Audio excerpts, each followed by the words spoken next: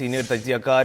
سلیم بخاری صاحب نے ہمیں جوائن کیا ہے، ان کی جانب چلتے ہیں اور ان سے پوچھتے ہیں کہ ان کی اس حوالے سے کیا رائے ہے۔ سلیم بخاری صاحب، پاکستان کے لیے ایک تاریخی لمحہ ہے، ایرانی وفد پاکستان کی سرزمین پر پہنچ چکا ہے، کیا کہیں گے آپ؟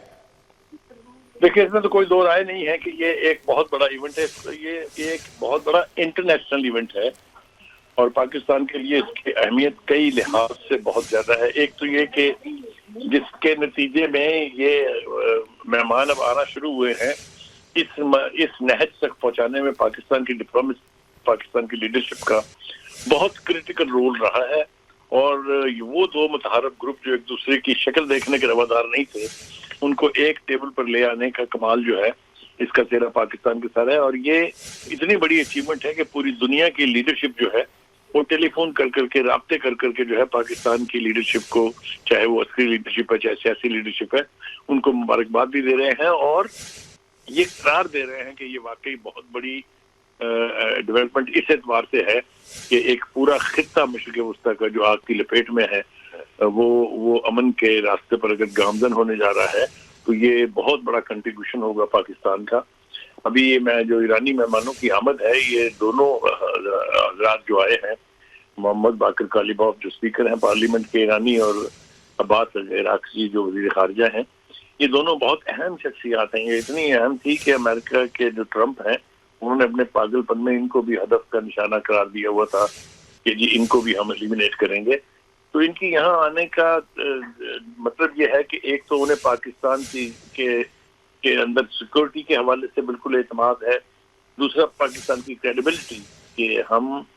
امریکہ کے ٹول کے طور پہ ایکٹ نہیں کریں گے۔ ہمارے لیے ایران بھی اتنا ہی اہم ہے۔ اگر ہم امریکہ کے ساتھ اپنی دوستی نبھانا چاہتے ہیں تو ہم ایران، کیونکہ ہمارا پڑوسی ملک ہے، برادر مسلمان ملک ہے، ہمارے دیرینہ تعلقات جو ہے وہ دہائیوں پر نہیں ہے۔ اس خطے کے اعتبار سے اگر آپ دیکھیں جس میں ہم دونوں واقع ہیں تو یہ صدیوں کے اوپر محیط ہے۔ تو اس اعتبار سے یہ آج کا دن جو ہے ہسٹری کے صفحات پر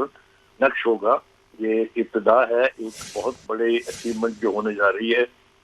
جس طرح کے بیانات اب دونوں طرفین سے دیے جا رہے ہیں، خاص طور سے جی ڈی وینس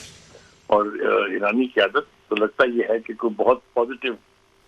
موومنٹ جو ہے وہ ہمیں دیکھنے کو ملے گی کل جب دونوں وفود کا آمنا سامنا ہوگا۔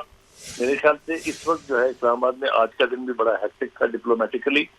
کیونکہ دونوں وفود کے جو سپورٹ سٹاف ہے وہ آلریڈی اسلام آباد پہنچے ہوئے تھے اور سارا دن ان کی ہیکٹک ایکسچینجز جو ہیں وہی ہیں۔ تو اب کافی سارا گراؤنڈ ورک جو ہے انہوں نے کر رکھا ہے اس سے پہلے کہ دونوں وفود آپس میں مل بیٹھ کے کسی نتیجے میں پہنچ سکیں۔ جی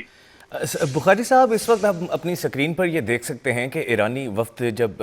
لینڈ کیا ہے اور طیارے سے باہر نکلے ہیں وفد کے اراکین، تو ان کی باڈی لینگویج بہت پازیٹیو نظر آئی، بہت پر اعتماد نظر آئے اور ایسا محسوس ہو رہا ہے جیسے کوئی فاتح آیا ہو۔ تو کیا جب امریکی نائب صدر جے ڈی وینس پاکستان پہنچیں گے تو ہمیں ان کی باڈی لینگویج بھی اسی طرح کی ہی دیکھنے کو ملے گی یا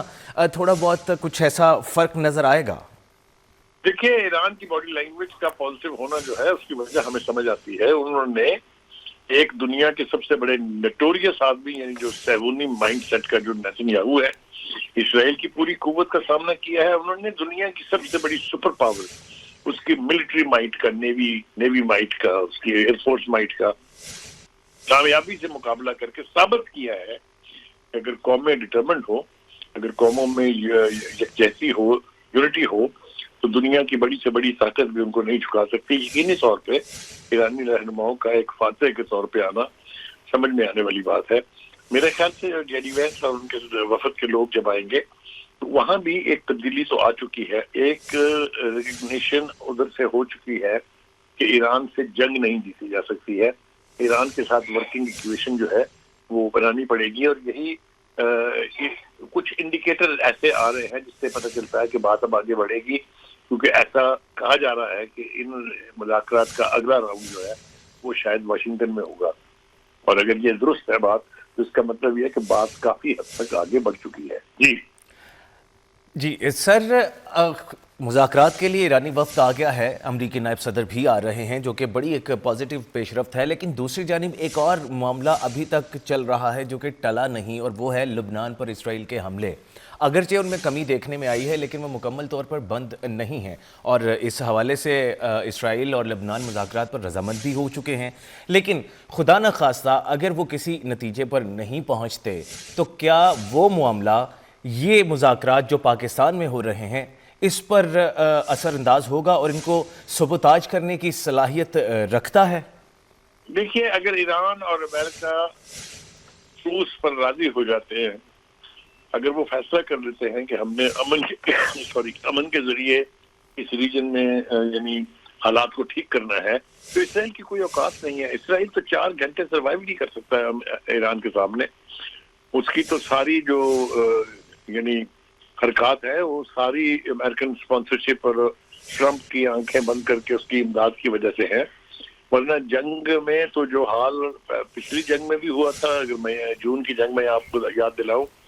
تو اس وقت بھی سیز فائر جو ہے وہ خود سے ٹرمپ صاحب نے کر لی تھی، اس لیے کہ ایران نے بہت افیکٹولی ہٹ کیا تھا تل اویو کے اندر عمارتوں کو بھی، ان کے ملٹری ہیڈ آفیسز کو، ان کے ٹیلی کمیونیکیشن سینٹرز کو۔ تو کہنے کا مطلب یہ کہ اسرائیل کی تو کوئی حیثیت ہی نہیں ہے۔ تو جب دونوں کے بیچ کو انڈرسٹینڈنگ ہو جائے گی تو اسرائیل کو تو لبنان کا معاملہ جو ہے ابھی سب سے بڑی ضد جس بات پر ضد کہہ دیجیے یا سٹینڈ کہہ لیجیے لیا ہوا ہے ایران نے، وہ ہے کہ لبنان is part of the whole package. لبنان کا ذکر وہ کہتے ہیں ہمارے ان 10 پوائنٹ میں بھی ہے جنہیں ٹرمپ نے ورکیبل بھی کہا تھا، اور یہ کہا تھا کہ ان میں سے میجورٹی کے اوپر ہمارا اتفاق ہے، اور یہ آئٹم نمبر 1 ہے ان 10 پوائنٹس کی۔ تو اس لیے لبنان کو باہر نہیں چھوڑا جا سکتا۔ ایران کسی صورت اس کے اوپر تیار نہیں ہوگا، تو یقینی طور پہ اگر جنگ بندی ہوگی تو لبنان میں بھی اس کا اتنا ہی اثر ہوگا جتنا باقی جگہوں کو۔ جی سر، سلامتی کونسل میں پاکستانی نمائندے بھی اس بات کی تصدیق کر چکے ہیں کہ جنگ بندی کے اتفاق رائے میں لبنان بھی شامل ہے، تو اس کا مطلب یہ ہے کہ اگر لبنان پر جو معاملہ ہے وہ کسی جانب نہیں بڑھتا تو پھر یہ مذاکرات بھی جو ہیں وہ پریشان کن صورتحال اختیار ہو سکتی ہے یہاں پر بھی۔ میں نے پہلے عرض کیا کہ اگر امریکہ کی leadership, president Trump, vice president J D Vance اور ایران کی لیڈرشپ اتفاق کر لیتے ہیں کہ اس خطے کے اندر اب امن قائم کرنا ہے، تو لبنان ول بی نان ایونٹ، مطلب ہے وہ اس کا حصہ بن جائے گا، اس پوری پیکج کا آٹومیٹکلی بن جائے گا۔ یہ صرف پریشر بڑھانے کے لیے امریکہ نے بھی جان کے آنکھ ماری ہوگی نیتنیاہو کو کہ آپ تھوڑا سا لگے رہے تاکہ ہماری پوزیشن ذرا اسٹرانگ رہے۔ تو ٹیکٹیکل موو اس کو آپ کہہ سکتے ہیں، لیکن چونکہ مڈل ایسٹ کا حصہ ہے لبنان، کیونکہ اس کانفلکٹ کا حصہ ہے لبنان، اسرائیل نے یعنی جس طریقے سے حزب اللہ کی لیڈرشپ کو ایلیمنیٹ کرنے کی کوشش کی وہ اس پوری پیکج کا حصہ ہے، تو اس کو میرے نہیں خیال کے باہر رکھا جا سکتا ہے۔ اور یہ بات بھی کل میرے خیال سے مذاکرات میں بنیادی طور پہ طے ہو جائے گی کہ اگر سیز فائر ہوگی، اگر جنگ بندی مستقل ہونے جا رہی ہے تو اس میں لبنان جو ہے وہ شامل ہوگا۔ جی سر، بہت شکریہ آپ کا، آپ اپنی قیمتی رائے سے آگاہ کر رہے تھے۔